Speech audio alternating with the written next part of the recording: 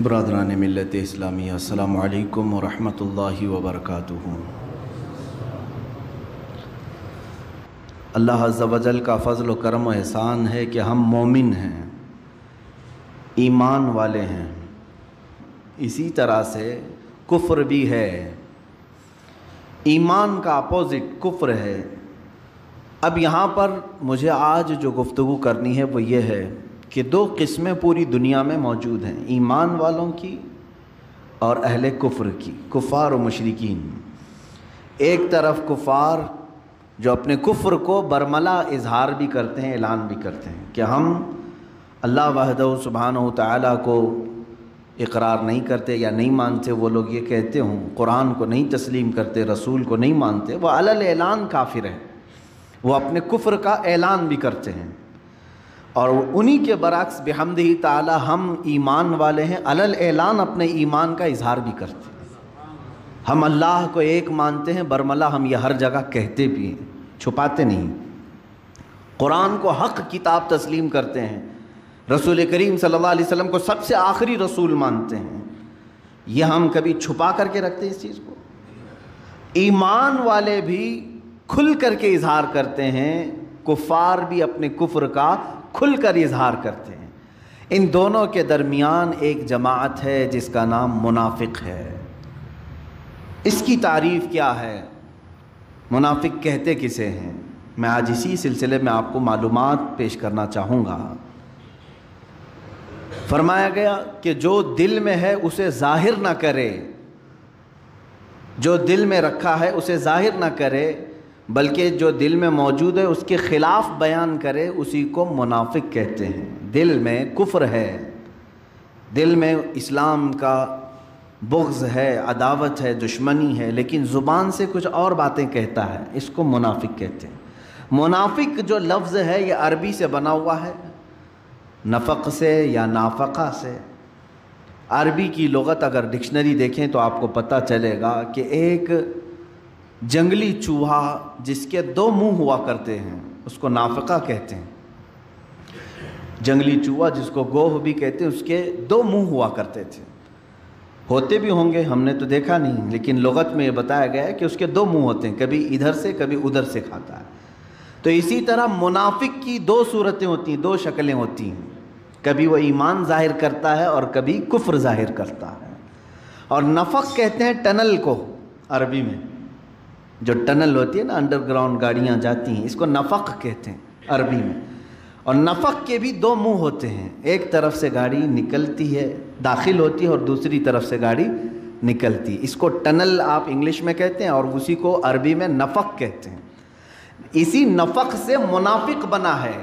کیوں نفق سے منافق کیسے؟ اس لیے کہ منافق جو ہے ایک راستے سے اسلام میں داخل ہوتا ہے، دوسرے راستے سے اسلام سے خارج بھی ہو جاتا ہے۔ وہ مجمع عام میں مسلمانوں کے ہاں لا الہ الا اللہ پڑھتا ہے اور کفار و مشرکین کے پاس جا کر ان کے خداؤں کی پوجا بھی کرتا ہے۔ تو یہ منافق ہے، ایک راستے سے داخل ہوا ٹنل کی طرح اور دوسرے راستے سے نکل بھی جاتا ہے۔ یہ سب سے ڈینجر قسم ہے منافقت کی۔ اب آپ کو اندازہ ہونا چاہیے، سورہ بقرہ ہم شروع کرتے ہیں، قرآن کی ابتدائی سورت، سورہ فاتحہ کے بعد جو سب سے پہلی سورہ ہے کون سی ہے؟ سورہ بقرہ۔ سورہ بقرہ جب آپ تلاوت کریں گے تو شروع سے لے کر کے جو آیتیں آئی ہیں، الف لام میم ذالک الکتاب لا ریب فیہ ھدی للمتقین، یہاں سے لے کر کے 5 آیتیں کنٹینیو ایمان والوں کی شان میں آئی ہیں۔ یؤمنون بالغیب، یہ غیب پر ایمان لاتے ہیں ایمان والے لوگ، اللہ کو دیکھے نہیں پھر بھی ایمان لاتے ہیں۔ یقیمون الصلاۃ، نمازوں کو قائم کرتے ہیں، اور اللہ نے انہیں جو کچھ بھی دیا ہے وہ اس میں خرچ کرتے ہیں، اور جو اللہ نے ان پر اتارا ہے کتابوں میں اس پر یہ یقین رکھتے ہیں۔ اولئک علی ھدی من ربہم واولئک ھم المفلحون، یہی ہدایت پر ہیں اور یہی اللہ کی بارگاہ میں کامیاب بھی ہیں۔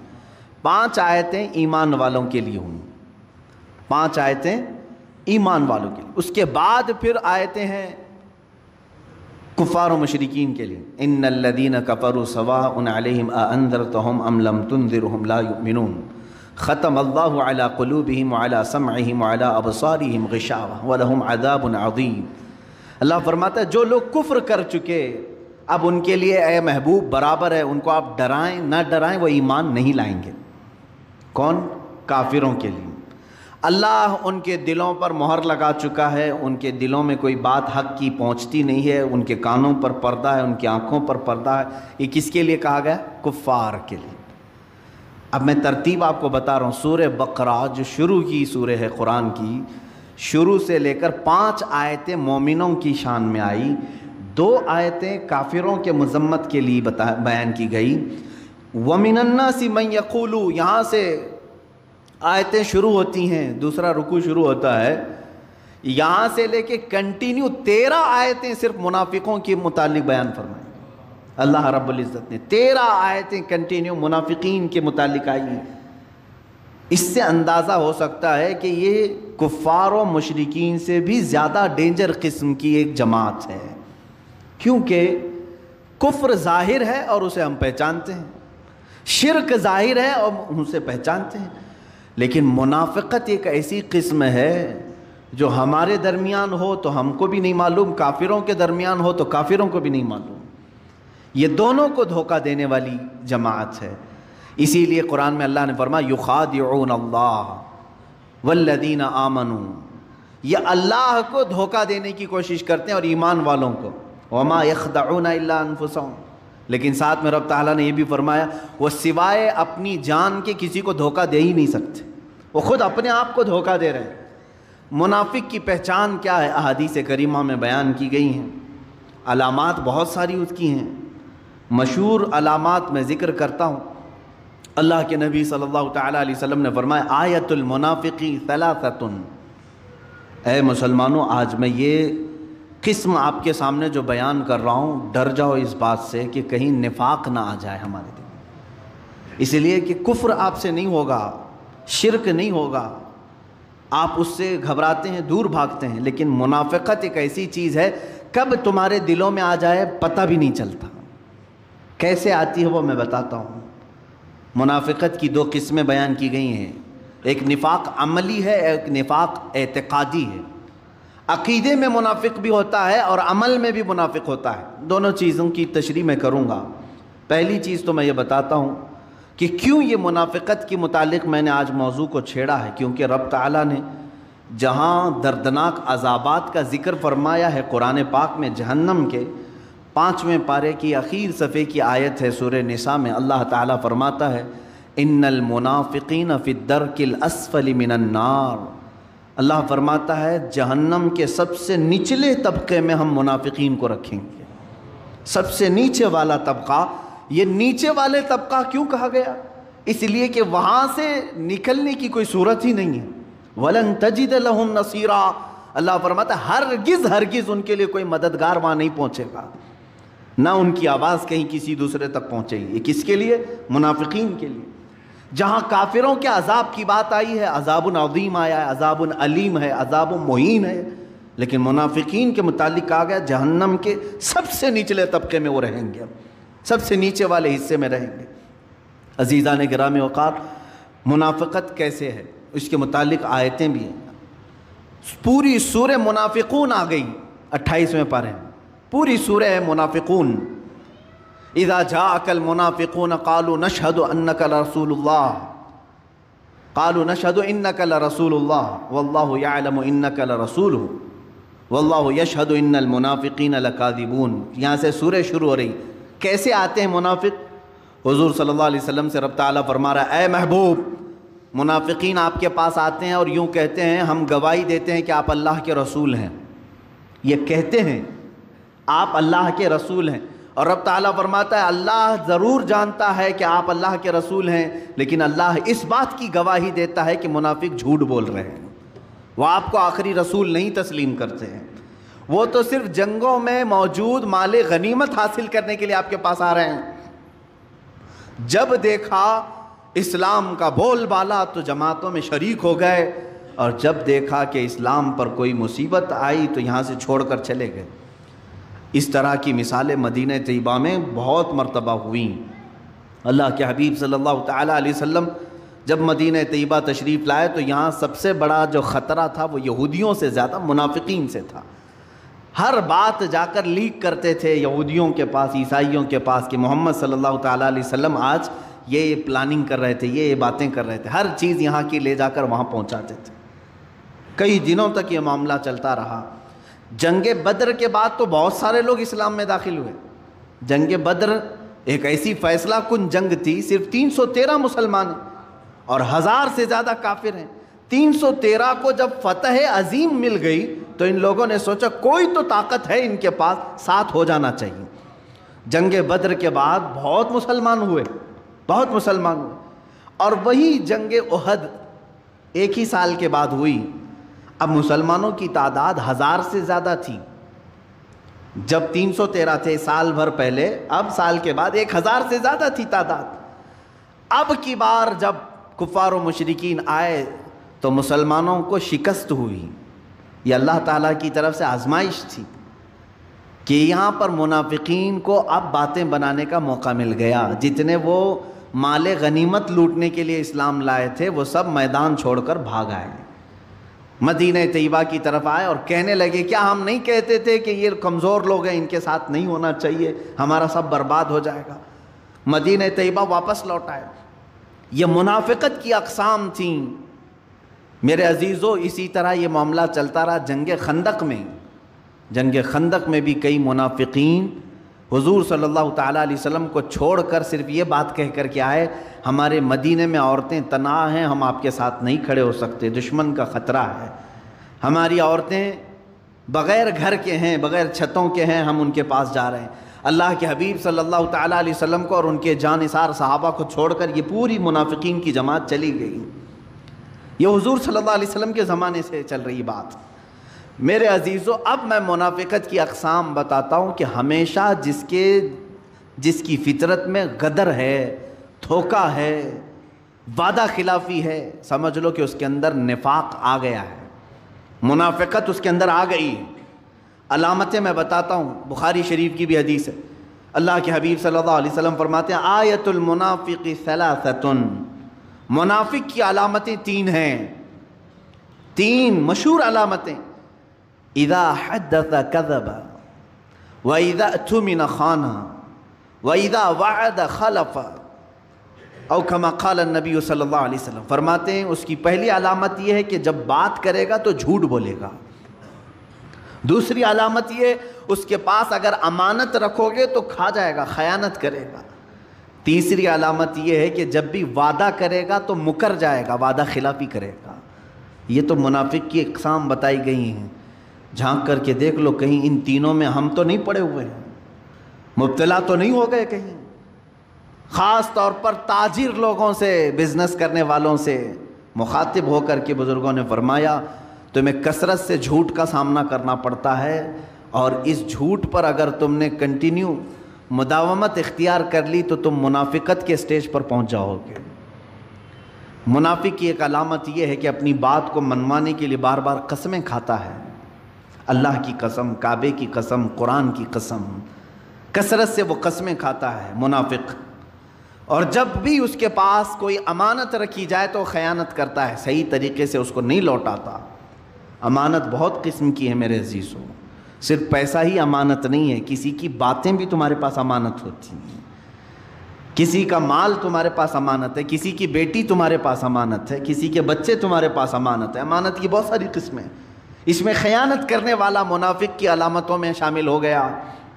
اور جب کبھی وعدہ کرے تو وعدہ خلافی کرتا ہے، وعدہ کرتا ہے کہ میں فلاں تاریخ کو آپ کو پیسے دے دوں گا، میں فلاں تاریخ کو آپ سے ملاقات کر لوں گا، فلاں تاریخ کو یہ کام کر لوں گا، اور پھر مکر جاتا ہے۔ فرمایا گیا اس کے اندر منافقت آ گئی ہے۔ یہ نفاق کی 3 بڑی علامتیں ہیں، بڑی علامتیں ہیں۔ اب جو 13 آیتیں میں نے جس کا ذکر کیا سورہ بقرہ میں، شروع سے لے کر دوسرے رکوع سے تیسرے رکوع تک اگر آپ پڑھیں گے، اللہ تعالیٰ نے صاف صاف ان کے طریقے بیان کیا۔ یہ خود میں خوش رہتے ہیں کہ ہم سب کو دھوکہ دے رہے ہیں، ہم صحیح ہیں باقی سب غلط ہیں، ہم سب کو ٹوپی پہنا چکے ہیں، وہ یہ خیال میں رہتے ہیں۔ اللہ ان کی اس چیز کو مسلمانوں کے سامنے کھل کر کے بیان کیا ہے۔ وہ خود اپنے زوم میں مبتلا رہتے ہیں کہ ہم سب کو دھوکہ دے رہے ہیں، حالانکہ اللہ ان کے دھوکے سے ہر مسلمان کو بچاتا بھی ہے، اللہ تعالیٰ محفوظ رکھتا ہے۔ اگر منافقین کے دھوکے سے ہم محفوظ نہیں رہتے تو یہ کب کے اسلام کی جڑیں کاٹ چکے ہوتے ہیں، کیونکہ یہ چوہے کی طرح داخل ہوتے ہیں جماعتوں میں اور قطر بھی نہیں کرتے ہیں۔ اگر ان کو کامیاب ہی ہونا ہوتا تو 14 صدیوں تک اسلام کا یہ پودا نہیں لہلہا رہا ہوتا، یہ کاٹ چکے ہوتے، یہ اپنی تمام تر کوششیں کر چکے ہوتے ہیں، بظاہر یہ کامیاب دکھتے ہیں لیکن مولا تعالیٰ ان کو خائب و خاسر اور ذلیل کرتا ہے ہر زمانے میں، ہر زمانے میں۔ میرے عزیزو، منافقت سے ہمیشہ بچنے کی کوشش کرو اور دعا کرتے رہو کہ اللہ میرے دل میں کبھی منافقت نہ آئے۔ یہ آتی کیسے ہے؟ اس کا سارا دار و مدار محبت رسول پر ہے۔ اگر یہاں ہلکی سی بھی بات خرابی آ گئی تو سیدھے اس کے اندر منافقت آ جائے گی۔ اگر نبی کی بات کو، میرے آقا صلی اللہ تعالیٰ علیہ وسلم کی بات کو ہلکا سمجھ لیا، کمتر سمجھ لیا، سمجھ لو کہ وہ گر گیا ایمان کے درجے سے اور منافقین میں آ گیا۔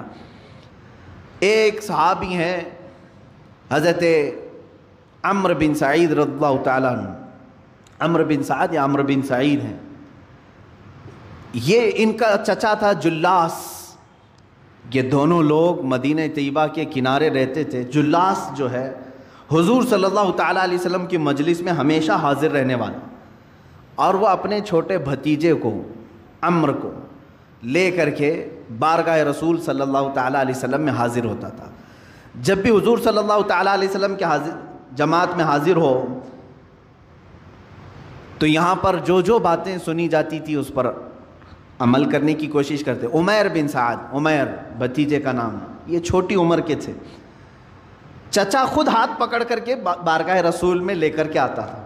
ایک دن ایسا ہوا کہ چچا نہیں آیا، جلاس بن سویت یہ نہیں آیا، بھتیجا عمیر بن سعد یہ بارگاہ رسول میں حاضر رہا، اور حضور اکرم صلی اللہ علیہ وسلم نے اس دن ایک بشارت سنائی، اے لوگوں ان قریب اللہ تعالیٰ قریش پر ہمیں فتح عظیم عطا کرے گا اور ہم خانہ کعبہ شان سے داخل ہوں گے۔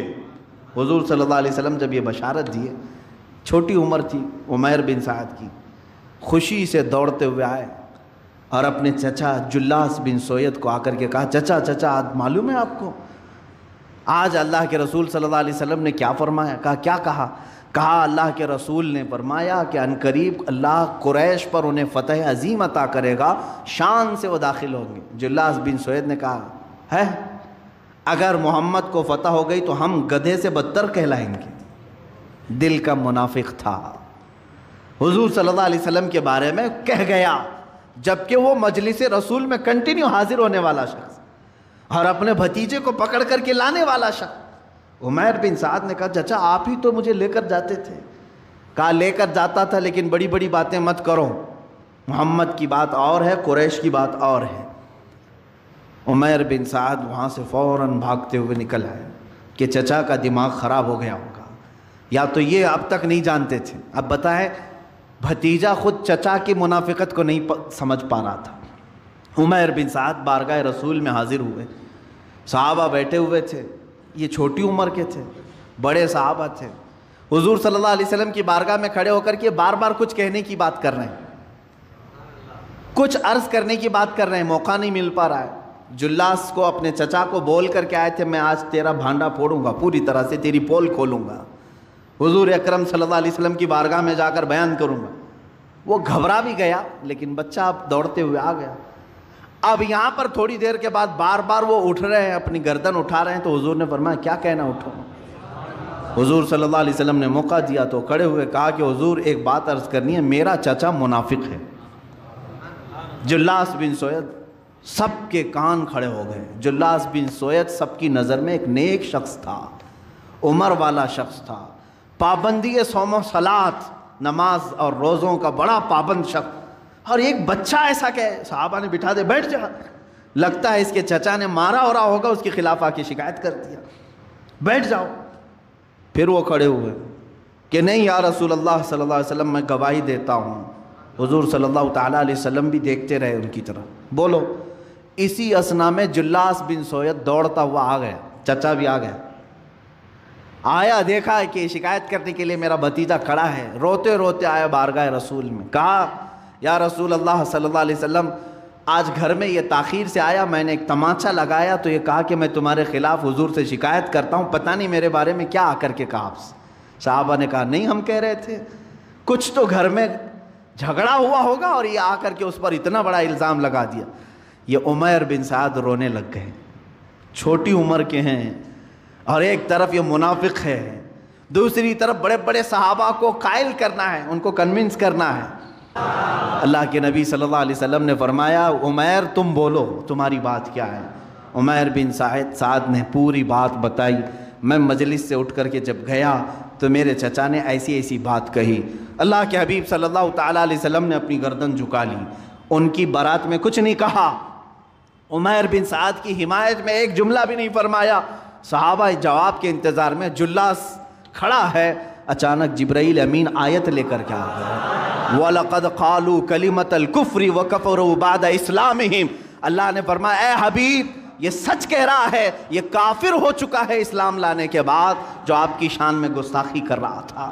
قرآن کی آیت آئی 10ویں پارے میں، اللہ تعالیٰ کے حبیب صلی اللہ علیہ وسلم نے فرمایا عمیر بن سعد کی گواہی اللہ نے قبول فرمائی ہے۔ جو بظاہر تمہیں اسلام کے نام پر گمراہ کریں گے اور لے جا کر کے کسی اور کی گود میں ڈال دیں گے، تمہیں جہنم کے راستے پر لگا دیں گے،